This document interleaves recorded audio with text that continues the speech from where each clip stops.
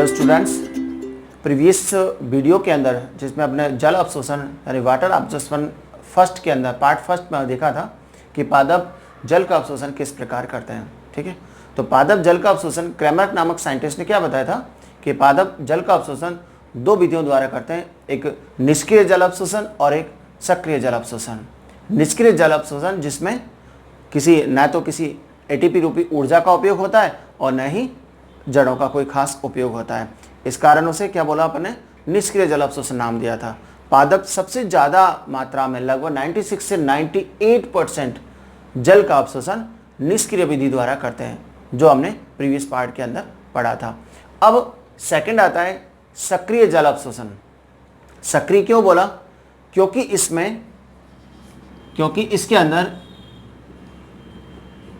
ATP रूपी ऊर्जा का क्या होता है उपयोग। एटीपी रूपी ऊर्जा का उपयोग होता है। और सेकंड पॉइंट, इसके अंदर जड़ों का योगदान होगा। तो जड़ों का इसमें पूर्ण योगदान होता है और एटीपी रूपी ऊर्जा का उपयोग होता है। इस कारण हमने इसको क्या नाम दिया था? सक्रिय जल अवशोषण। सक्रिय जल अवशोषण में पादप सबसे कम मात्रा में लगभग कितना 2 से 4% जल का अवशोषण करते हैं। कितना? 2 से 4% जल का अवशोषण करते हैं। ठीक है, तो सक्रिय जल अवशोषण की जो घटना है, इस घटना में जो फोर्स लगता है जिसके कारण जल का अवशोषण आसानी से होता है, जो फोर्स लगता है वो फोर्स परासरण दाब में भिन्नता के कारण लगता है। जड़ों के अंदर जो ओपी के मान में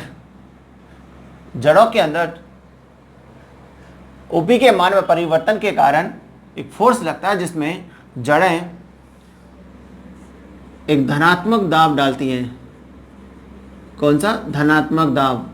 धनात्मक दाब का मतलब जड़ से तने की ओर, जबकि निष्क्रिय में क्या था? तने से जड़ की ओर था। तो धनात्मक दाब लगाते हैं जिसके कारण जल तने तक स्थानांतरित हो जाता है। ठीक है, तो सक्रिय जल अवशोषण जिसमें ऊर्जा और जड़ दोनों का मुख्य योगदान होता है, उपयोग होता है, इसलिए हमने इसको क्या बोला था? सक्रिय जल अवशोषण कहा था। यहाँ तक क्लियर? अब देखें, सक्रिय जल अवशोषण दो अलग अलग विधियों द्वारा भी हो सकता है या होता है। दो अलग अलग विधि, जिसमें एक आता है ओपी के आधार पर। किसके आधार पर? ओपी के आधार पर। तो जैसे अपन क्या बोल सकते हैं? परासरणीय जल अवशोषण। क्या बोलेंगे? परासरणीय जल अवशोषण। दूसरा है ओपी के विपरीत। इसको क्या बोलें?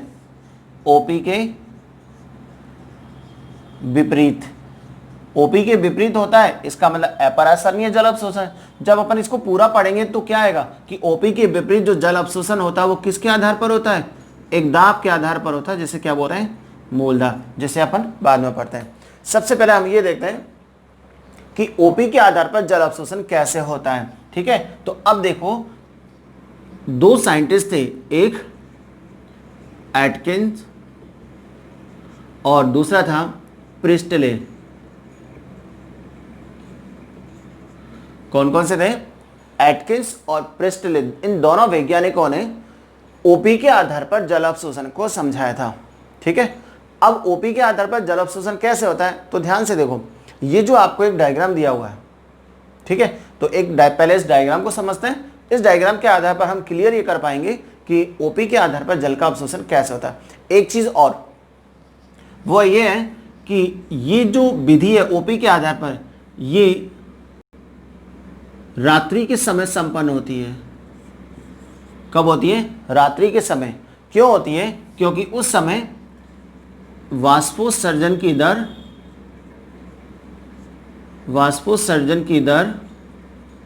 क्या होती है? कम। इसका मतलब पादपों को जल की रिक्वायरमेंट बहुत कम होती है। तो रात्रि के समय जब वाष्पोत्सर्जन की दर कम होती है तो पादप ओपी के आधार पर जल का अवशोषण करते हैं। यहाँ तक क्लियर? तो अब देखिए, तो सबसे पहले अपन ये देखते हैं कि ये जो डायग्राम अपन ने बनाया हुआ है, इस डायग्राम में क्या क्या चीज़ें हैं। ये एक जड़ की अनुप्रस्थ काट का डायग्राम है। किसका? जो जड़ होती है, रूट्स होती है, उस जड़ की अनुप्रस्थ काट का डायग्राम है। तो उस चीज़ को आप ध्यान से देखें। सबसे पहले ये केंद्रीय भाग दिया हुआ है, ध्यान से देखो। इस केंद्रीय भाग को हम क्या बोलते हैं?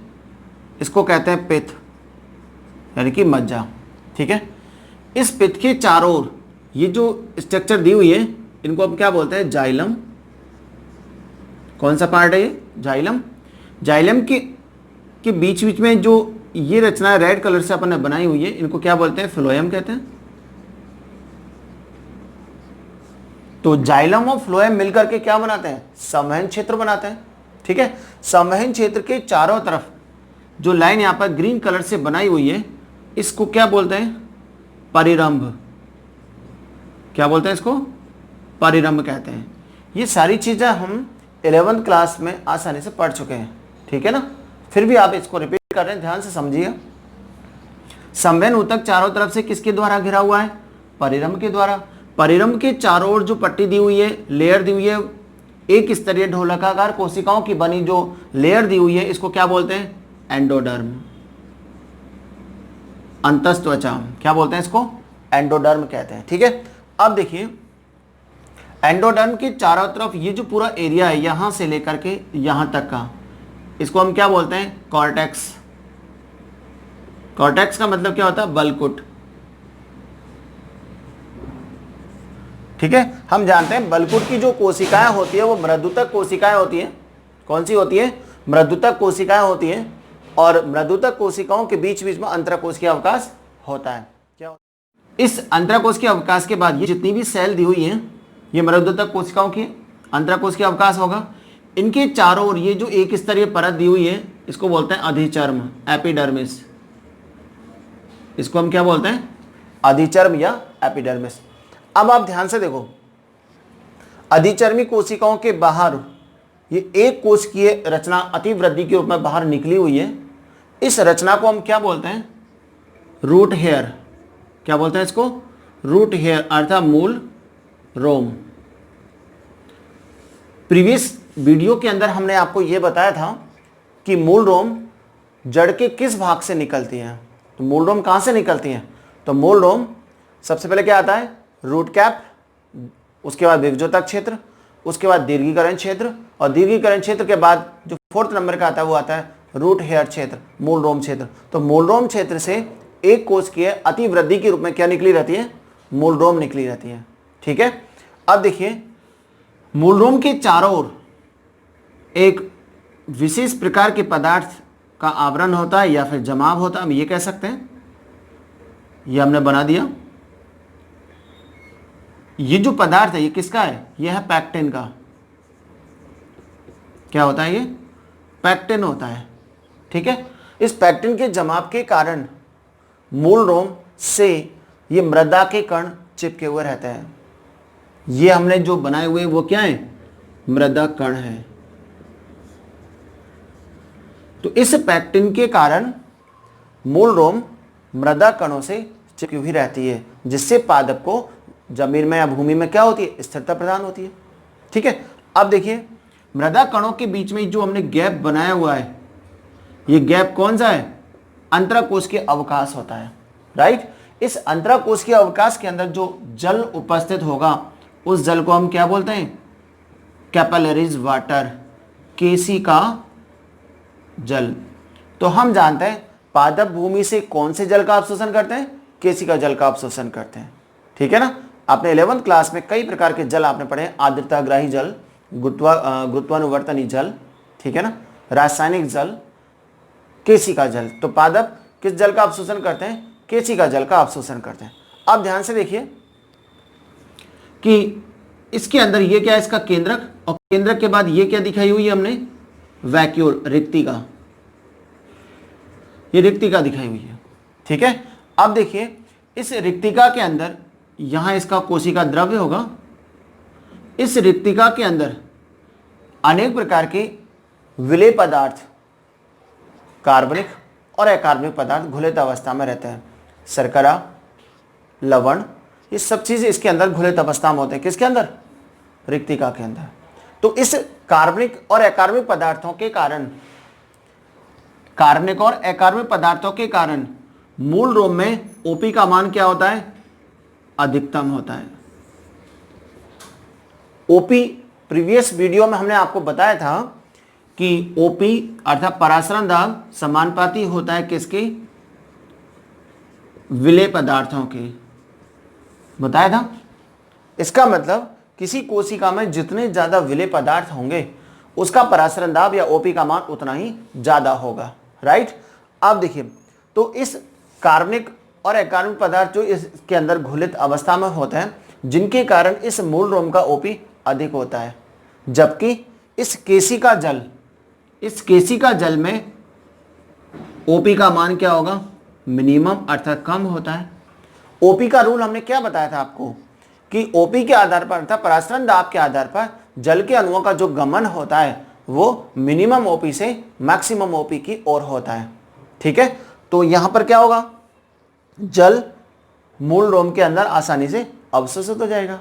मूल रोम की जो झिल्ली है चारों तरफ की, वो एक अर्धपारगम झिल्ली के रूप में कार्य करती है, अतः जल के अणु, केशिका जल के अणु आसानी से झिल्ली को पार कर मूल रोम में प्रवेश कर जाते हैं। अब यहां पर ध्यान से देखो, जैसे ही जल के अणु मूल रोम के अंदर प्रवेश करते हैं, इसका मतलब विलयन में, विलेय पदार्थ तो पहले से थे, विलयन में विलायक की सांद्रता बढ़ जाती है। तो जैसे ही विलायक की सांद्रता बढ़ जाती है तो तुरंत इस मूल रोम में उपस्थित जो ओपी का मान क्या हो जाएगा, घटने लगेगा, कम होने लगेगा, ठीक है। लेकिन यहां जो सेल दी हुई है अधिचर्म के बाद, सपोज जैसे ये, हम इसको इंडिकेट करते हैं ए नाम से, ठीक है। इस ए सेल के अंदर ओपी का मान क्या है, ज्यादा है, अतः मूल रोम से जल के अणु कहां ट्रांसफर हो जाएंगे, ए सेल के अंदर। कहां पर ट्रांसफर हो गए, ए सेल के अंदर। अब क्या हुआ, ए सेल में ओपी का मान आप क्या हो जाएगा, कम हो जाएगा। कम होते ही जल के अणु ए से कहां जाएंगे, बी सेल में। इसी तरीका से बी से सी, सी से डी, डी से ई, ई से एफ, एफ से जी, जी से एच, यहां तक ट्रांसफर हो जाते हैं। क्या फ्लो बताया था, मैं आपको यहां इंडिकेट कर रहा हूं, ध्यान से समझना है इसको। सबसे पहले केशिका जल कहां ट्रांसफर हुआ, रूट हेयर के अंदर, ठीक है। रूट हेयर से कहां गया, सेल ए, सेल ए से कहां गया, बी, सी, डी, ई से कहां गया, एफ, एफ से कहां गया, जी, और जी से कहां गया, एच तक। ये किसके आधार पर एच सेल तक ट्रांसफर हुआ है, ओपी के आधार पर ट्रांसफर हुआ है, ठीक है ना। यानी कम से अधिक ओपी की ओर आसानी से जल का क्या हो जाता है, ट्रांसफर हो जाता है, गमन हो जाता है, राइट। क्लियर हुआ। अब समझिए कि यहां पर जो एंडोडर्म की सेल दी हुई है, यह एंडोडर्म है, एक कोशिकीय ढोलकाकार कोशिकाओं की बनी एक स्तरीय जो परत होती है। यहां आपको एक विशेष रेड कलर की पट्टी आपको बनाई हुई नजर आ रही है। इस पट्टी को हम क्या बोलते हैं, इसको बोलते हैं कैस्पेरियन पट्टी। क्या बोलते हैं इसको, कैस्पेरियन पट्टी। ये क्या चीज है, ध्यान से समझो। जबकि ये जाइलम है। अब देखिए, जाइलम के ठीक सामने ये सेल होती है, यहां जाइलम के सामने की सेल ये है, ठीक है। इसी तरीका से ये जाइलम है तो यहां पर इसके सामने की एंडोडर्म सेल, ये जाइलम के ठीक सामने एंडोडर्म की ये सेल है। तो 11वीं क्लास में हमने ये देखा था कि जाइलम के ठीक सामने वाली एंडोडर्म की कोशिकाओं में, जाइलम के सामने की एंडोडर्म की कोशिकाओं में सुवेरिन या लिग्निन का जमाव नहीं होता है, जबकि अन्य स्थानों पर लिग्निन का जमाव हो जाता है या सुवेरिन का जमाव हो जाता है। तो सुवेरिन के जमाव के कारण यहां पर जो पट्टी बनती है, इस पट्टी को हम क्या बोलते हैं, कैस्पेरियन पट्टी कहते हैं। कैस्पेरियन पट्टी, सुमेरिन क्या होता है, एक मृत पदार्थ होता है। इस मृत पदार्थ के कारण एंडोडर्म की कोशिकाएं कैसी हो जाती हैं, अपारगम हो जाती हैं। इसका मतलब यहां से, यहां से एंड यहां से, यहां से, यहां से एंड यहां से जल का गमन अंदर की ओर नहीं होगा, ठीक है। इस कारण जाइलम के ठीक सामने वाली कोशिका में जहां सुवेरिन का जमाव नहीं हुआ था, वहां एक रास्ता बन जाता है, मार्ग बन जाता है। तो ऐसे मार्ग युक्त सेल को अपन, यानी इस स्थान को हम क्या नाम दें, पैसेज सेल, क्या बोले इसको, पैसेज सेल, हिंदी में इसको हम बोल सकते हैं मार्ग कोशिका, क्या बोल सकते हैं इसको, मार्ग कोशिका कह सकते हैं। तो अब देखिए H वलकुट की H कोशिका तक पहले आ चुका जल, यहां H से सीधा ट्रांसफर कहाँ होगा, मार्ग कोशिका, और मार्ग कोशिकाओं से होता हुआ जल कहाँ जाएगा, जाइलम में। कहाँ गया, जाइलम में आ जाता है, और जाइलम में से कहाँ पहुंचा देगा, पादप के ऊपरी भागों में, अर्थात समस्त वायव्य भागों में जल का क्या कर देता है, वितरण कर देता है। तो ये जो हमने पूरा टॉपिक पढ़ा है, ये किसके आधार पर पढ़ा, ओपी के आधार पर। ओपी के आधार पर जल का अवशोषण कब होता है, रात्रि के समय होता है, जब वाष्पोत्सर्जन की दर कम होती है, तो हम ये कह सकते हैं पादप को जल की रिक्वायरमेंट भी कम होगी। अतः ओपी के आधार पर आसानी से जल का क्या हो जाता है, क्या हो जाता है, अवशोषण हो जाता है। कि जो परासरणीय जल अवशोषण है, ठीक है, परासरणीय जल अवशोषण किसने समझाया था, एटकिंस और प्रेस्टल ने समझाया था, जिसमें ओपी के आधार पर जल का अवशोषण आसानी से हो जाता है। ठीक है, अब देखिए ये हमने पढ़ा था ओपी के आधार पर, ठीक है, लेकिन अब हम पढ़ते हैं ओपी के विपरीत। क्या पढ़ेंगे, ओपी के विपरीत। तो इस चीज को आप ध्यान से समझिएगा। ओपी के विपरीत जो जल का अवशोषण है ऐसे पादपों में होता है जो हेलोफाइट्स होते हैं। कौन से होते हैं, हेलोफाइट्स। हेलोफाइट्स का मतलब होता है ऐसी मृदा जहां पर उपस्थित केशिका जल में लवणों की सांद्रता मूल रूप से भी ज्यादा होती है। इसका मतलब लवणोद्भिद पादपों में ओपी के विपरीत जल का अवशोषण होता है। ये ओपी के विपरीत जो जल का अवशोषण है इसे समझाता 3 वैज्ञानिकों, जिसके नाम है थीमैन, बेनेट और क्लार्क। ये जो क्रिया है, इस क्रिया द्वारा पादप कौन से, हेलोफाइट्स, हेलोफाइट्स का मतलब लवणोद्भिद। लवणोद्भिद का मतलब ऐसे पादप जो अत्यधिक लवणीय जल में उगते हैं, वो लवणोद्भिद पादप कहलाते हैं। ठीक है, तो लवणोद्भिद पादपों में जो जल का अवशोषण होगा वो किसके आधार पर होगा, ओपी के विपरीत। ओपी के आधार पर नहीं होगा बल्कि ओपी के विपरीत होगा, क्योंकि वहां पर मूल रोम की तुलना में मृदा जल, केशिका जल का ओपी ज्यादा होता है। इस चीज को आप ध्यान से समझिएगा कि ये हमने एक छोटा सा डायग्राम बनाया, ये इसकी जड़ है, ठीक है, और यहां पर मूल रोम दिखाई हुई है, ये मूल रोम दिखा दी। यहां पर केशिका जल है, ये कौन सा है, केशिका जल, या फिर शॉर्ट में अपन डायरेक्ट बोल सकते हैं मृदा जल। तो मृदा जल के अंदर लवणों की सांद्रता अधिक होने के कारण ओपी का मान यहां पर क्या होगा, मैक्सिमम होता है। जबकि जो रूट हेयर होता है, इस रूट हेयर के अंदर ओपी का मान मिनिमम होगा। तुलनात्मक दृष्टि से बात कर रहे हैं अपन कि मूल रोम के अंदर ओपी का मान कम है और मृदा जल के अंदर अत्यधिक लवणों की सांद्रता अधिक होने के कारण मृदा जल का ओपी ज्यादा होता है। अतः इन परिस्थितियों में पादप ओपी के आधार पर जल का अवशोषण नहीं कर पाती है। राइट, अब देखिए, तो यहां पर हमने एक बोला है मूल दाब के आधार पर, तो कैसे होगा, देखिए कि मृदा जल में जब ओपी का मान ज्यादा है तो पादप इस आधार पर अवशोषण नहीं कर पाते, बल्कि क्या होगा, जो जड़ें होती हैं इसकी, इन जड़ों में मेटाबॉलिज्म रिएक्शन होती है, उपापचयी क्रियाएं होती हैं। क्या होती हैं, उपापचयी क्रियाएं।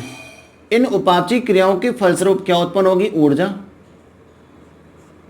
क्या होती है, उत्पन्न ऊर्जा। इस ऊर्जा का उपयोग करके, इस ऊर्जा का क्या होगा, उपयोग, इस ऊर्जा का उपयोग करके पादपों की जड़ें परासरण दाब के विपरीत क्या करती है, जल का अवशोषण करती है। किसके आधार पर, इस उपापचयी क्रिया से उत्पन्न ऊर्जा का उपयोग कर पादपों की जड़ें ओपी के विपरीत जल का अवशोषण कर लेती है। अब इसमें ऊर्जा उत्पन्न हुई, इस ऊर्जा का जब इन्होंने उपयोग किया तो परासरण दाब के विपरीत या गुरुत्वाकर्षण बल के विपरीत पादपों की जड़ों ने अवशोषित किए हुए जल को ऊपर की ओर अर्थात धनात्मक क्या लगाया, प्रेशर अर्थात दाब उत्पन्न किया। इस दाब को क्या किसने लगाया था, ये मूल ने, इसलिए इसको क्या बोलते हैं, मूल दाब। अतः वापस समझो इसको, जड़ों में होने वाली उपापचय क्रियाओं से उत्पन्न ऊर्जा का उपयोग कर पादपों की जड़ों ने तने की ओर एक धनात्मक दाब लगाया। इस दाब को क्या बोला, मूल दाब, जिसके कारण ओपी के विपरीत अवशोषित किए हुए जल को पादप के वायवीय भागों में आसानी से पहुंचा दिया जाता है। ठीक है, तो इस दाब को हमने क्या बोला, मूल दाब। तो मूल दाब के आधार पर पादप क्या करते हैं, ओपी के विपरीत जल का अवशोषण कर लेते हैं। तो ये जो टॉपिक है जल अवशोषण की क्रिया कंप्लीट होती है। इस क्रिया में जो हमने लास्ट में मूल दाब पढ़ा है, मूल दाब को हम रसारोहण की क्रिया में वापस समझेंगे। ठीक है, तो आपको ये समझ में आया होगा।